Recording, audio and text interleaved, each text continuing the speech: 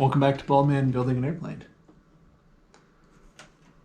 So we've got this, I want to put in these access panels. This is a kit that Vans sells. It's an option that allows you to basically get access inside of here.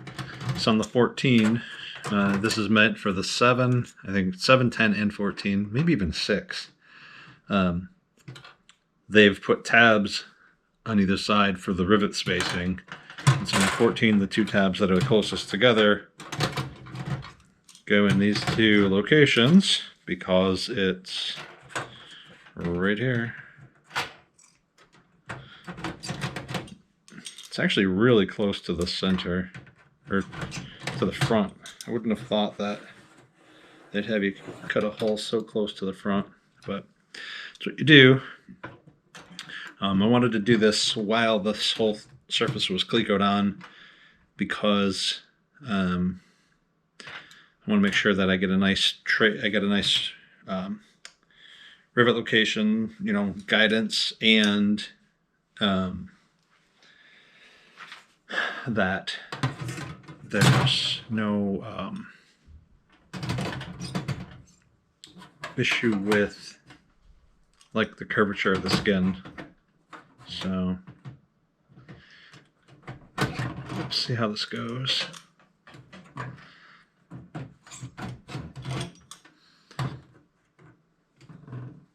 Basically what we're going to do is these are both templates and parts.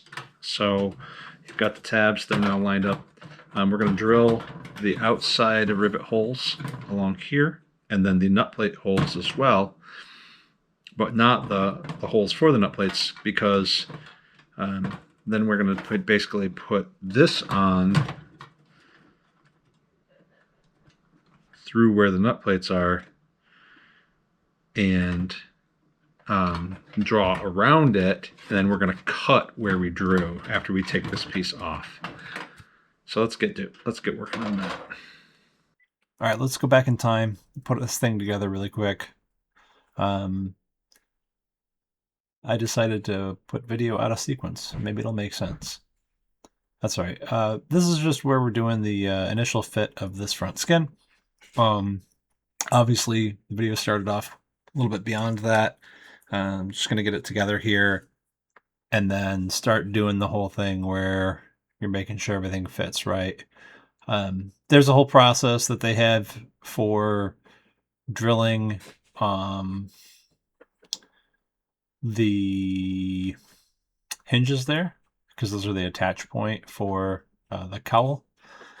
And here I have basically I just want to throw a little hint at you to make this a lot smoother.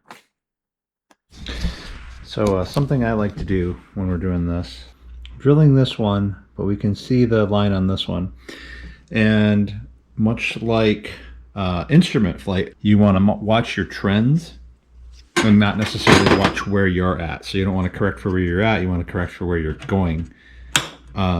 So what I'll do is I'll make sure this one's lined up, but before I actually hit the drill, I'll make sure this one's lined up and I can still see the line at least a little bit in this one, so that way I know as I'm going, I'm not going to have to constantly adjust back and forth, on this. It's just verify that this one is also going to be in the right place before I drill this one, and so on and so on. And for the most part, once you get it started, it's pretty easy.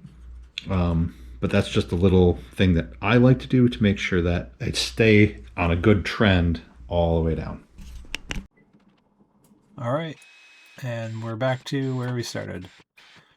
What we're doing is here we're just going to drill all of the number 8 holes that the nut plates, rather the screws, are going to go through, because we use those to align the template to the plate that goes over it, right? So we just drilled the outside holes for the rivets for the templates. Got to mark them, assign them assign them which way is up, because otherwise you're never going to remember which one goes where after you just match drilled 2 pieces together. So here's what I'm talking about. We put those drill holes in there, those screw holes in the upper skin, and then we drew a line around the plates, the cover plates that are going to go in there. So that's now our line to cut to. Now, again, that's a cut to line, not cut through line. Although you've got a pretty big flange, and with that flange, you've also got some tank sealant. I don't know where I saw the, hey, try using a vibrating cutter to cut this stuff, but it did not work very well. Abrasive discs are the way to go. Either that or shears. But yeah, abrasive discs work really well for cutting these out. And then using my little carbide tip for the Dremel to get into the spots a little bit better. Sure does create a lot of little aluminum dust, though. That worked out pretty well. I lost control of it a couple of times. You can see some little scratches on there, but you know what you're gonna do. These airplanes are full of little issues like that. Every single one of them has them. It's kind of fun. As I've been working on paint lately, there are little details like that. Like a bug crawled into my clear coat after I put it down. It looks horrible. I'll buff that. I'll actually sand it and probably reapply a little bit of clear there, and then buff it down. But like, there's other parts where it's just like, you know what? This is good enough. I don't need it to be perfect. And the same goes for these cover plates. You know, they are just for access. They're going to be closed 99.9% of the time that this airplane is airworthy. The only time they're going to be open is likely for an annual inspection. Well, I guess so, maybe not 99.9% of the time, but in any case, yeah. What I really care about is that we don't warp the skin, because we're dimpling parts that are going to attach to it, and everything's got dimples in it, and obviously you can see there the parts get warped, and depending on this warp could cause it to impart sort of a twist onto the front skin when it applies there. I really don't want that to happen, so what we're going to do is we're going to put the skin back on the plane before we actually do the real attachment of the doublers or the plates. But we got to put some tank sealant on there for that. We also have to do our nut plates. And those will get half done now, half done later. I'm not sure if they were supposed to send me dimpled K1100s or not. These better be 8s.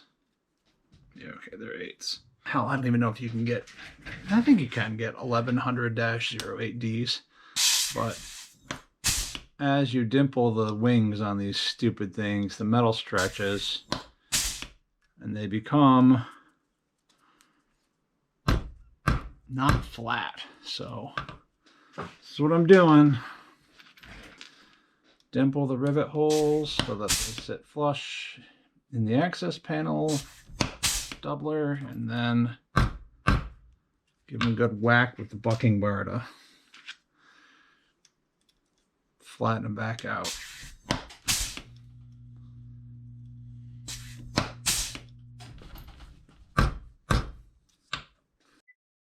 All right, so I wish I did have that tip or knew that tip a while ago, because there's been plenty of times where I just dimpled the rivet holes on a nut plate and then struggled to make it fit in the spot.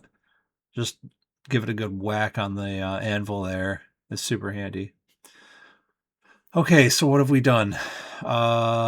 Still worried about imparting a twist or imparting a bend in that skin. I've attached the nut plates partially to these doublers. The nut plates are on with one hole, not both. So we'll get the other hole in a little bit. But right now it's going to be mixing up some tank sealant, applying that nicely to the inside of the skin there, and then Calicoing the doubler in place. That should allow me a little bit of wiggle room, I think, as far as how this is going to all set up. Why have I done what I've done here? Because the bow that's created by these pieces is going to mess with the skin.